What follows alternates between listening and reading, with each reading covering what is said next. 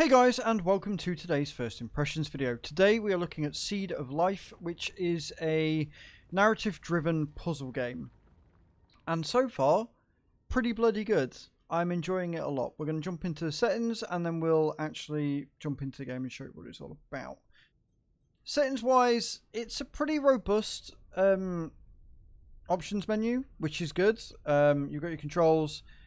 You can use keyboard and mouse, or you can use a controller. It's very, very seamless depending on which you switch between. I would suggest using a controller though. It would be nice if you could fully control your controller, but it looks like you can only keybind your keyboard and mouse, which is fair. You don't tend to find that you're able to control controller remap or remap controls or keybind your controls for a controller. Very few games that allow you to do that. Audio levels, I will say it's very, very loud even at 75%. It's a very loud game, but it's a very good game for the volume. Like the music and the ambient and everything does set the mood, so adjust those as you see. And then visuals, there's not really a lot here. Just that you've got your graphics set as high. Your VSync on or off, your frame rate limit, and then a few things like ambient occlusion, bloom, depth of field. I would like to see a bit more here, and I would like to see that the game is pushed a little bit more. It looks like it's got more to give, if that makes sense. But overall, it's a very, very nice looking game. This start screen is a bit weird, where the trees seem to have a weird spasm fit going on. But the game runs fairly well. So let's jump into it and see what it's all about, shall we? Alright, here we are. We are in the game. Now, I am going to say this straight off the bat. There are going to be massive spoilers. This is a very, very narrative-driven game. There is a lot of story here and a lot of lore already. Basically, you play as this character who is on a world that is being taken over by darkness, and the darkness is slowly killing everything. And you are going to be the one savior of the world, as is often the case. And the idea is that you have to disable these shields in order to progress through the world. And there are other puzzles that you can unlock. You've got your little talisman here, which, as you can see, I've only unlocked one of them. So there's another 2, 4, 5 to go. I can count. Look at me. And you just basically go around and explore the world, and you get new abilities and things as you go through. And light is the life force of this planet. It's very, very cool.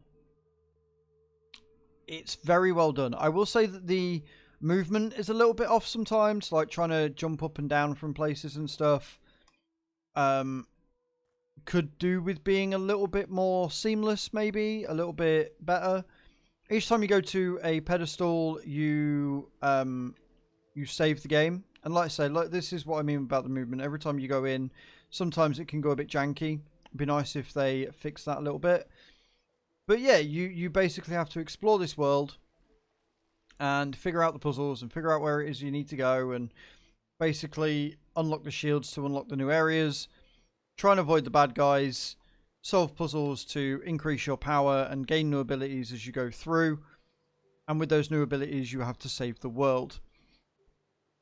I really, really like this game. I think this game is kind of awesome. The puzzles aren't too difficult, but do be aware that I'm currently playing it on story mode, which will literally tell me everything that lights up. And the only reason why I'm playing on story mode is for the purpose of this video, so I could get a good feel of the game and trying to like figure out what was going on. Sorry, I got distracted by the be careful thing. The game gives you constant tooltips, and it tells you, you know, what it is you need to do and how it is you need to work it. I don't know whether that's because I'm on story mode, or whether there is, you know, whether the main tutorial would do that anyway, considering we are very, very early in the game. The voice acting is very good, although there are some times where it feels very forced, very scripted. The majority of it is very well, and I mentioned the volumes in the game earlier. the ambience of this game, the soundtrack is genuinely phenomenal. It is so good. It sets the tone. The world itself is very beautiful. Like the darkness of the sun, which is obviously dying through the aliens that are stealing the life force, etc. It's very good, and it sets the world. It sets it off beautifully. It really does. I am very excited to see where this story goes. Like I say, the puzzles so far haven't been too complicated, and I hope that they do get a little bit more challenging. And generally with these types of games, I find that they do. Like, they tend to progress rather well. The enemies that attack you, you've got to, like, spam your button in order to get them off you. That could use a little work because it doesn't give you very much feedback as to whether it's working or not. What I mean by that is I was spamming earlier and I had no idea whether it was working, and then all of a sudden I just died. So, I don't know. I feel like maybe that could be done a bit better. Now, what's cool here is you can see how much lumium you've got. And apparently with these plants, each time you extract, you actually get more. And what would be kind of cool is if pool increases only for each plant. Plant lumium is infinite. Yeah. So you can increase your lumium, which is good because you can use things like vision mode, which can show you what you need to go for, but it consumes lumium to do it. Now, you've got 2 meters in the top left of your corner, which are your light meter and your world health meter. And I'm assuming each time that I go to a pedestal with more lumium, that I gain more life and thus stop the planet from dying. It's certainly interesting. There's a decent amount of mechanics in here already from very early in the game. There is a relatively large amount of checkpoints, which is good. And there is enough mystery about it, even on story mode, that it makes me want to keep playing. I want to find out what's going on, and I was correct. So you've got a certain amount of time to get to each pedestal in order to stop your world health from dying. It's pretty good. I like it. I like it a lot.